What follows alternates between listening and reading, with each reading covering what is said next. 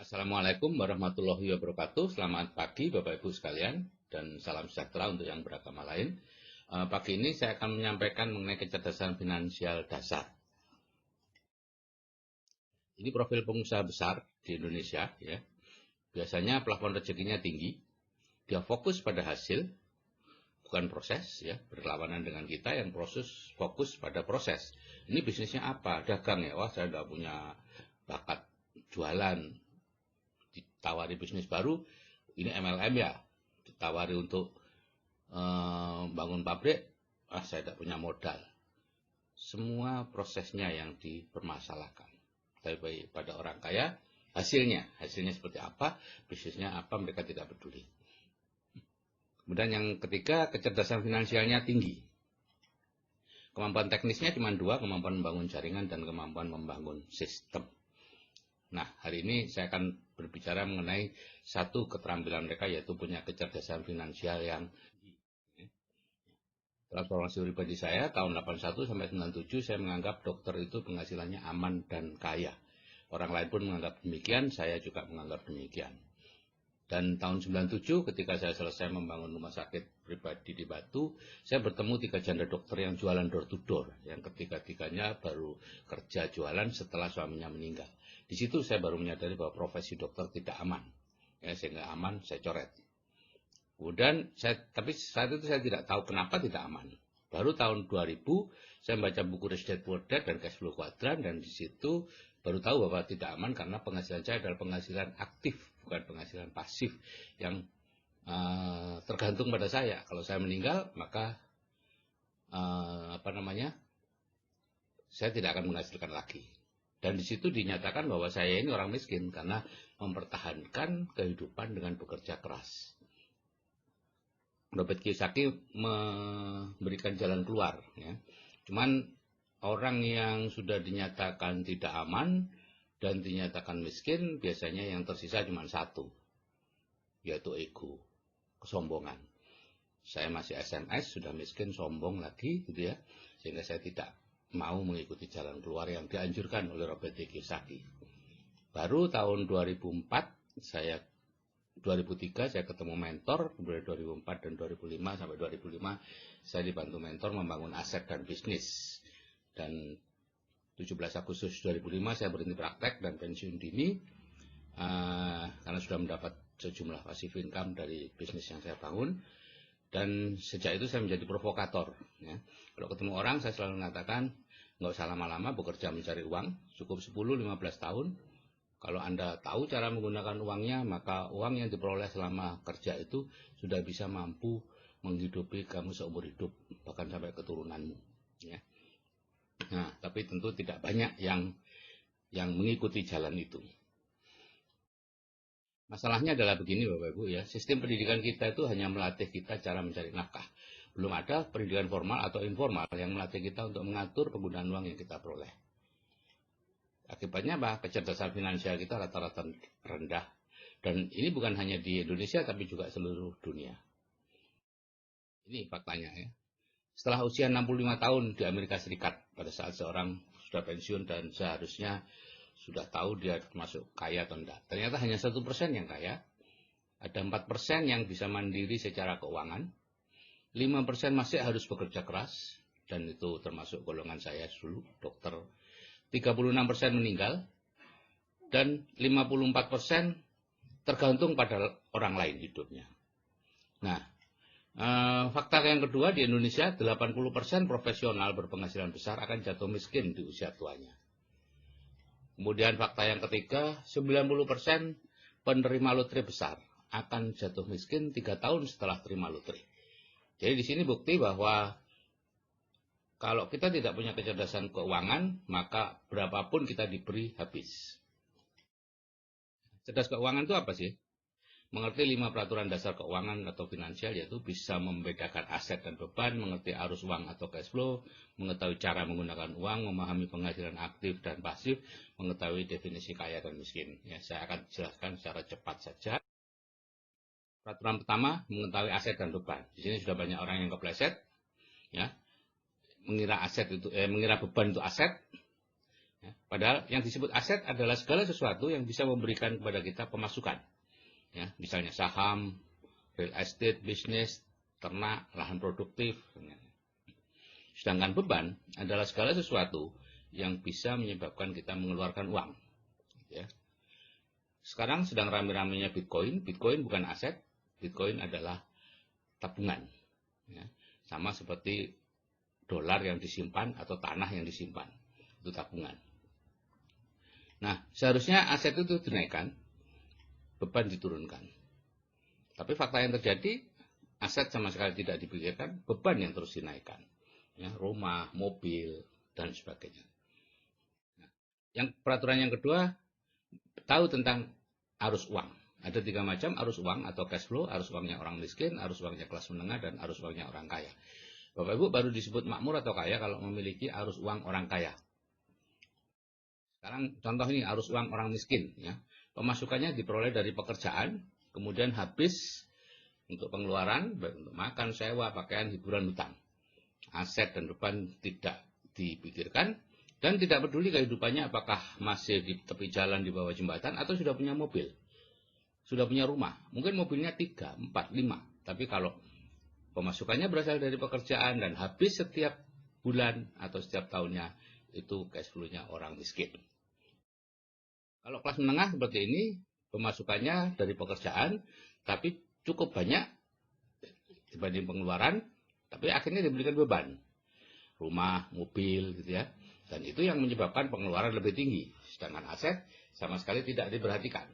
Sehingga kelas menengah dan miskin ini kadang bulan ini kelas menengah, bulan depan miskin, kelas menengah lagi, dinaikkan ada uang lebih, dibelikan beban dalam bentuk cicilan, sehingga akhirnya terpaksa harus nyicil, ngepas lagi, miskin lagi, seperti itu umumnya. Ya. Nah, uang orang kaya, pemasukannya tidak berasal dari pekerjaan, tapi berasal dari hasilnya aset.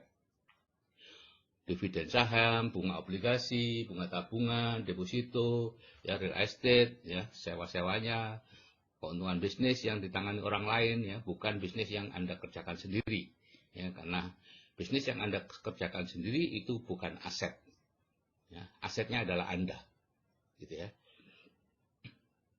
Yang aset itu adalah bisnis yang sudah dikerjakan orang lain, Anda tidak ikut-ikut sama sekali, baik sebagai pemikirnya ataupun sebagai pelaksananya. Sekarang kenapa sih ada pencari impian keuangan yang berubah menjadi mimpi buruk keuangan? Ya, misalnya ini ada seseorang muda baru lulus, gitu ya, dapat pekerjaan, pemasukannya masih rendah, kemana-mana naik motor, pengeluarannya juga masih rendah, kemudian suatu saat dia menikah dengan seorang guru atau pegawai bank yang punya penghasilan, sehingga pemasukannya double. Maka apa yang dilakukan biasanya? Beli rumah, ya, nyicil rumah, akhirnya ada beban cicilan dan lain-lain, pengeluarannya meningkat. Terus seperti ini, mereka kerja semakin keras, beli mobil, terus-menerus, selalu pemasukan cash flow antara menengah miskin gitu ya. Pemasukan dan pengeluaran lama-lama tidak tahan mereka, karena pemasukan dan pengeluaran selalu pas, akhirnya nambah. Bisa nambah pekerjaan, bisa nambah pendidikan, ya kalau dokter spesialisasi dan seterusnya, sehingga dari pekerjaan lebih besar lagi pemasukannya. Apa yang dilakukan Bapak Ibu? Rumahnya diperbesar, mobilnya diperbanyak, dan seterusnya, sehingga bebannya lebih besar, pengeluarannya juga lebih besar. Terus-menerus seperti ini, aset tidak diperhatikan. Jadi ibaratnya seperti orang lari di atas treadmill, yaitu hedonic treadmill. Ya. Pada waktu baru gajinya kecil, naik motor. Agak besar dikit, naik mobil 1000 cc. Lebih dekat lagi, tidak pantas rasanya, 1000 cc, 1500. Lebih naik lagi, tidak pantas 1500, 2000 cc. Terus-menerus seperti itu. Padahal kalau tidak saya rasakan, bedanya cuma seminggu, sebulan. Setelah itu sama saja. Nah sekarang, mengapa orang kaya tambah kaya? Ya. Orang kaya awalnya juga bekerja, pemasukannya dari pekerjaan. Gitu ya. Tapi kemudian dibelikan aset. Dan aset tadi, bebannya diperingan atau disebut menunda kenyamanan. Gitu ya. Pengeluarannya jadi kecil. Ya, mereka tidak beli rumah, kontrak dulu atau tinggal di pabrik dan sebagainya. Dan aset memberi pemasukan, ditambah dengan pemasukan dari pekerjaan, dibelikan aset lagi, memberi pemasukan lagi, dibelikan aset lagi, membeli pemasukan lagi, terus seperti itu sampai asetnya naik, penghasilannya naik, pemasukannya naik, dia tidak perlu bekerja lagi dan sudah menjadi orang kaya. Mereka terus bekerja, tapi bekerjanya tidak untuk mencari uang, tapi untuk terus-menerus membangun aset yang baru. Nah, ini keajaiban efek penggandaan, Bapak Ibu. Jadi dahulu kala ada kaisar Cina yang diberi persembahan sebuah catur. Kemudian karena tertarik dengan caturnya yang bagus itu, si pengrajin dipanggil, terus ditanya, kamu minta hadiah apa? Hamba minta hadiah sebutir beras. Ditaruh di papan yang pertama, kotak yang pertama, 2 butir di kotak yang kedua, 4 butir kotak yang ketiga, 8, 16, setiap pindah kotak dikalikan 2. Sampai 64 kotak tadi terpenuhi beras. Nah, si raja senang, karena kaisarnya senang, karena ini murah, dia suruh mengambil beras ya, kokinya. Akhirnya di situ dihitung 62, 64, 128 ya, di akhir kotak yang pertama ada setumpuk kecil beras, kemudian teruskan 256, 508, 1 kantong kecil, 2 kantong kecil, 4 kantong kecil, dan seterusnya. Raja mulai stop setelah 32 kantong. Raja mulai melihat, wow, ini baru dua jalur, padahal ada 8 jalur lagi, 6 jalur lagi. Akhirnya Raja memanggil ahli-ahli matematika, disuruh menghitung berapa jumlah beras kalau dalam setiap kotak dikalikan 2 dalam 64 kotak. Berapa totalnya? Ternyata dihitung, jika 1 butir beras diletakkan di kotak catur pertama, kemudian dikalikan 2 di setiap kotaknya, untuk memenuhi 64 kotak catur dibutuhkan beras sebanyak 18 juta triliun butir beras. Itu adalah hasil beras di seluruh dunia dikalikan 10. Nah, kemudian akhirnya dibatalkan perjanjiannya dan pengrajin tadi diberi tanah yang luas, hidup bahagia. Bapak Ibu, keajaiban efek penggandaan inilah yang membuat orang kaya tambah kaya. Sedangkan kita selalu menghabiskan. Mereka tidak. Sedikit demi sedikit, terus berlipat. Waktu yang akan menentukan. Pemanfaatannya seperti ini, Bapak Ibu. Konvensional ya, berbunga perbankan, investasi ternak, ya, investasi sapi misalnya contohnya. Anda investasi setahun 1 sapi aja, dalam waktu 10 tahun Anda dapat 100 sapi. Coba Anda hitung nanti, ya. Dengan punya 100 sapi, Anda tidak perlu lagi bekerja. Karena tahun berikutnya Anda dapat 50 sapi yang bisa dijual. Kalau sapi-sapi harga 10 juta sekarang ya, berapa itu? 500 juta. Nah, seperti itu Bapak Ibu. Ya. Kalau yang non-konvensional, yaitu networking ya, atau jaringan konsumen, misalnya ini saya baca di buku The Parable of Pipeline dari Buchholz ya. Ada join, kemudian belanja, mengajak satu teman setiap bulan, mengajari mereka untuk juga mengajak satu teman setiap bulan. Maka yang terjadi adalah seperti ini, Bapak Ibu. Bulan pertama 1, bulan 2, 4, 8, 16, 32, 64, 128, 258, 512, 1020, dan seterusnya. Bulan ke-12 sudah 4096.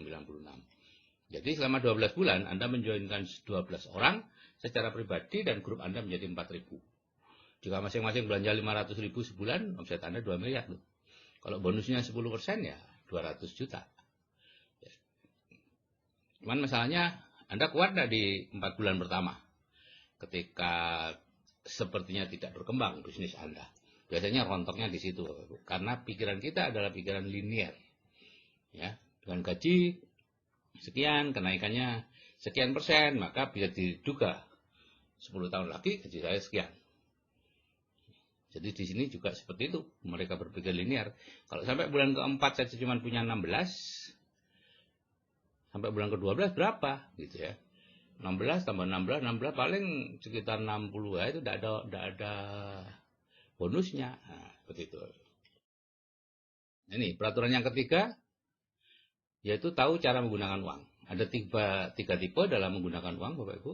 Tipe peminjam menggunakan uang yang belum didapat, umumnya senang hidup mewah, selalu dalam posisi hampir bangkrut. Apakah Bapak Ibu mengenal salah satu saja dari orang ini? Ya. Yang kedua adalah tipe penabung, menggunakan uang yang sudah didapat, sedikit lama sebelum bangkrut. Anda kenal? Atau investor, sebagian penghasilannya disisihkan dan diinvestasikan, hidup nyaman. Yang ketiga inilah yang akan hidup nyaman. Sedangkan 1 dan 2 biasanya bangkrut setelah pencari nafkahnya berhenti. Peraturan yang keempat, kita mengetahui penghasilan aktif dan pasif. Penghasilan aktif disebut juga earn income. Penghasilannya berasal dari pekerjaan, sifatnya sementara, tidak tergantung pada kondisi kita. Kita sakit ya tidak dapat, ya, tidak dihitung dalam menilai kekayaan seseorang. Tidak terlalu bermanfaat untuk keturunan kita dan tergantung diri sendiri, umumnya tanpa sistem. Dan ini yang sering disebut sebagai uang yang salah. Dulu saya tersinggung Bapak Ibu waktu membaca ini. Karena saya selama 20 tahun bekerja keras mencari uang yang benar, ternyata oleh Robert T. Kiyosaki dikatakan itu uang yang salah. Tapi ya namanya buku, masa saya marah ke buku. Dan ternyata benar, itu uang yang salah. Karena seperti ini Bapak Ibu, ya, semakin dapat banyak, semakin berat beban Anda, ya, sehingga ya lama-lama tidak kuat, ya. Jadi ini uang yang membuat susah, ya. Semakin banyak diperoleh, semakin banyak hutangnya, semakin berat bebannya. Kalau penghasilan pasif, sebaliknya, itu residual income, penghasilan berasal dari aset, sifatnya permanen, tidak tergantung pada kondisi kita, dihitung dalam menilai kekayaan seseorang, sangat bermanfaat untuk keturunan kita, dan umumnya melibatkan banyak orang dan ada sistem. Ya, sering disebut sebagai uang yang benar. Dan sesuai, ya, uang yang benar, karena seperti ini, gitu ya. Ada kuda, makin lama makin banyak kudanya, makin banyak lagi, sehingga Anda sebagai penumpang keretanya itu hidup nyaman karena ditarik oleh banyak kuda. Beda dengan pasif active income tadi, Anda bukan lagi sebagai penumpang kereta, tapi Anda lah penarik keretanya. Anda lah aset dari keluarga. Ya. Donald Trump mengatakan setiap orang punya bakat meniru. Selama ini bakat itu kita gunakan untuk meniru cara mendapatkan uang yang salah. Jika bakat tadi digunakan untuk meniru cara mencari uang yang benar, maka kehidupan yang luar biasa akan menantinya. Ini diucapkan jauh sebelum dia jadi presiden Amerika. Jadi beda penghasilan aktif dan pasif itu seperti ini Bapak Ibu. Penghasilan aktif itu begitu kita bekerja langsung dapat uang. Ya, namanya juga aktif. Tapi pada pertengahan tertentu menjadi datar, ya. Kalau Bapak Ibu usia 40-an di kantor sudah belum mencapai puncak, maka biasanya ya datar-datar saja. Dan suatu saat pasti turun.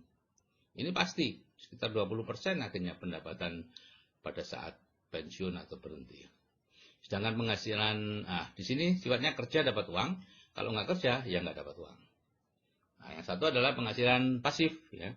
Itu mula-mula turun karena sedang membangun aset, gitu ya. Terus naik terus sampai seperti punya pohon uang, gitu ya, tidak terbatas. Kerja membangun aset, aset itulah yang menghasilkan uang, ya, seperti membangun pipa. Kalau yang nomor 1 tadi seperti mengangkat ember, itu tidak diangkat lagi embernya, ya sudah, airnya tidak terisi kolamnya. Kalau ini kolamnya akan terisi terus, ya. Di sini kerja membangun aset, aset menghasilkan uang. Kalau nggak kerja, aset tetap akan menghasilkan uang kalau asetnya memang sudah terbangun. Nah, kalau kita mengenal penghasilan pasif dan pasif aktif, maka ini ada 4 cara mendapatkan penghasilan. Employee, self-employed, business owner, dan investor. Ya. Sebelah kiri itu active income, sebelah kanan passive income. Ya. Employee itu kerjanya keras, tidak aman, tidak punya waktu, dan hidup diatur orang lain. Ya. Seperti itu tuh, boneka yang diputar. Self-employed itu utangnya banyak, tidak punya uang. Nah, ini active income, 95% orang ada di sini. Kekayaan dunia 5% yang ada di sini. Bawaannya stres dan persyaratannya makin lama makin tinggi untuk berhasil. Dulu S1 udah luar biasa, top marko top tahun 70-an, ya. Sekarang S1 sama seperti lulusan SMA dulu, gitu ya. Guru dulu cukup SPG atau SGB, sekarang harus S1, ya, S2. Dokter juga begitu, dulu dokter umum cukup. Sekarang kalau tidak spesialis, tidak bisa seperti kehidupan dokter zaman dulu. Jadi di sini persyaratannya semakin berat. Ya. Nah, yang ketiga adalah business owner. Ini ada 3, konglomerasi, waralaba, networking. Untuk melihat apakah Anda di self-employed sebagai pengusaha kecil ataukah business owner, itu cukup tinggalkan aja bisnis Anda selama setahun. Kalau bisnis Anda setelah ditinggal setahun kembalinya masih jalan dan tambah bagus, Anda berada sudah business owner. Tapi kalau atau pemilik bisnis. Tapi kalau setelah ditinggal bangkrut, Anda sebetulnya bukan pemilik bisnis. Anda hanya pelaku bisnis dan asetnya bukan bisnis itu, asetnya adalah diri Anda sendiri. Dan yang terakhir adalah investor, mana punya banyak uang, ya, uang yang bekerja untuk kita. Dan yang kuadran kanan ini passive income, ya, ada 5% orang yang ada di situ, tapi kekayaan dunia 95% ada di situ. Ya, dan tentunya freedom, semakin besar semakin freedom. Nah, Robert Kiyosaki mengatakan jangan terlalu lama ada di sebelah kiri, pergilah ke sebelah kanan. Dan disinilah saya berfungsi, yaitu menjadi provokator agar Anda segera ke kanan, ya, meninggalkan slave of money, menjadi master of money. Peraturan yang terakhir, tahu, kaya, dan makmur. Ya. Kita disebut kaya atau makmur jika penghasilan pasif kita lebih besar dari biaya hidup kita. Atau ukurlah indeks kemakmurannya, penghasilan pasif dibagi biaya hidup. Kalau indeks kemakmurannya lebih besar dari 1, itu makmur, jauh lebih besar dari 1, itu kaya. Coba Bapak Ibu ukur indeks kemakmuran Anda 10 tahun, 15 tahun, 5 tahun dari sekarang. Naik atau turun. Gitu ya. Kalau saya turun terus Bapak Ibu. Dan saya percaya sebagian besar teman-teman dokter turun terus. Buktinya apa? Semakin tua, semakin keras kerjanya. Gitu ya. Semakin banyak pasiennya. Kalau saya dulu pada waktu junior kerja praktek hanya sore hari, seminggu 5 kali. Setelah jadi dokter senior, pagi sore prakteknya. Gitu. Kelihatannya, bagus tuh, pasiennya banyak. Sekarang saya melihat, tambah lama tambah miskin loh. Gitu. Karena, ya bukti bahwa kita kerja semakin keras itu membuktikan bahwa kita semakin miskin.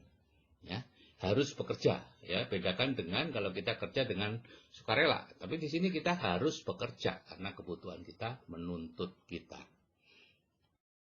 Miskin itu sebetulnya tidak ada definisinya, karena semua orang membelokkan jadi cukup. Padahal di dunia keuangan tidak ada cukup. Yang ada adalah kekurangan uang yang dicukup-cukupkan.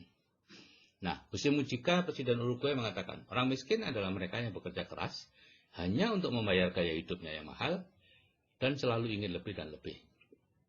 Tidak perlu angkat tangan Bapak Ibu, karena sebagian besar yang membaca ini termasuk dalam golongan ini. Karena saya dulu juga di sini. Jadi seperti ini, Bapak Ibu, mula-mula sedikit yang digeret, makin lama makin berat, dan lama-lama tidak kuat. Jadi hati-hati Bapak Ibu, yang hidup mewah belum tentu kaya, yang hidup sederhana belum tentu miskin. Tapi kalau Anda hidup mewah dengan penghasilan aktif, Anda pasti miskin. Nah, penerapan kecerdasan finansial ini sangat emosional sehingga sulit untuk diterapkan kecuali ada mentor. Seperti saya dulu sudah tahu tahun 2000, tapi baru bisa menerapkan tahun 2004. Setelah ada mentor, ya. Hilangkan kredit konsumtif. Wah, berat kan? Pertahankan tingkat kehidupan Anda, jangan dinaikkan. Kalau saya dulu diturunkan. Ya, mobil dijual, kolam renang nggak diisi, anggrek nggak dirawat. Seperti itu. Ya. Kemudian dapatkan penghasilan pasif. Dan saya mendapatkan penghasilan pasif sehingga 17 Agustus 2005 saya bisa freedom. Jadi seperti ini Bapak Ibu, mula-mula yang banyak itu diperkecil, kemudian cari kuda untuk pengganti. Nah, saya yang senang Pak, ini adalah penghasilan pasif bisa diwariskan. Jadi kenapa saya ngotot cari penghasilan pasif? Karena di kuadran kiri, ya kuadran saya dulu selama 25 tahun itu aktif income. Misalnya ini ayahnya jadi guru, anaknya jadi dokter, cucunya jadi apalah. Semuanya mulai dari awal. Tidak bisa meneruskan apa yang sudah dicapai oleh orang tuanya. Berbeda dengan kuadran kanan yang pasif income. Bisa meneruskan, Bapak Ibu. Sangat bisa meneruskan, sehingga bisa mencapai puncak. Sehingga saya di kuadran kanan bekerja tidak sia-sia untuk anak-anak dan cucu. Ya. Kalau saya sih sudah puas dengan apa yang sekarang ini. Ya. Tapi anak-anak dan cucu perlu saya siapkan untuk mereka nanti tidak perlu lagi bekerja mencari uang. Oke Bapak Ibu, jika saya yang sudah berumur saja bisa, saya pastikan Anda juga pasti bisa. Saya akhiri. Wassalamualaikum warahmatullahi wabarakatuh. Selamat pagi untuk yang beragama lain.